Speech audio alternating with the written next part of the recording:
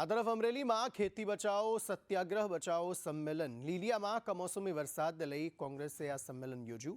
ખેડૂતોના સંપૂર્ણ દેવા માફીની સંમેલનમાં માંગ કરવામાં આવી છે। દેવા માફીની માંગ સાથે મામલતદારને આવેદનપત્ર અપાયું।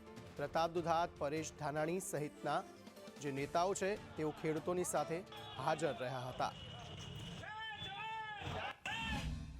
અમરેલી જિલ્લાની અંદર પડેલા કમોસમી વરસાદના કારણે થયેલા નુકસાનને લઈ આજે કોંગ્રેસ મેદાને આવ્યું છે। ત્યારે જિલ્લા કોંગ્રેસનો જે કાર્યક્રમ છે ખેતી બચાવો સત્યાગ્રહ તેને લઈને આજે લીલિયા એક કાર્યક્રમ રાખવામાં આવ્યો હતો ને મોટા પ્રમાણમાં ખેડૂતો પણ અહીંયા એકઠા થયા હતા। ત્યારે આપણી સાથે જિલ્લા કોંગ્રેસ પ્રમુખ અને પૂર્વ ધારાસભ્ય સાવરકુંડલા લીલિયાના જે છે પ્રતાપ દુધાત અહીંયા આપણી સાથે છે। આપણે સીધા જ વાત કરીશું।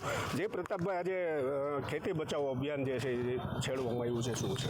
દાખલા તરીકે ખાતર, બિયારણ, મજૂરી બધું સીધો પાક યાર્ડમાં વેચવા જવાનો હતો અને કુદરતે પ્રકોપ કર્યો ત્યારે ખેડૂતના દેવા માફ થાય એ મુખ્ય માંગણી છે। ઓપન માર્કેટમાં માલ વેચાય, સમાંતર ભાવ યોજનાથી ડાયરેક્ટ ખાતામાં પૈસા આપી દે તો કોથળા લેવા નહીં, ગોડાઉનો રાખવા નહીં, યાર્ડની અંદર સિંગ પાસ કરાવવાના ખેડૂતો પાસેથી 20,000 રૂપિયા ઉઘરાવવા નહીં। આ વિધાનસભામાં પણ અમે વારંવાર વખતે રજૂઆત કરી છે, પણ એ સરકાર કરતી નથી। કારણ કે તો ગોડાઉન કોણ સળગાવશે, સિંગની અંદર ઢેફા કોણ નાખશે, માટે એ યોજનામાંથી બહાર નથી આવતી। તો જિલ્લા કોંગ્રેસ દ્વારા જે પ્રકારે અત્યારે ખેડૂતોની જે છે લાગણી ને માગણી જે છે એ કોંગ્રેસના માધ્યમથી સરકાર સુધી પહોંચે તેવો એક પ્રયાસ જિલ્લા કોંગ્રેસ અમરેલી દ્વારા કરવામાં આવી રહ્યો છે। પ્રદીપ ઠાકર, સંદેશ ન્યૂઝ, લીલિયા।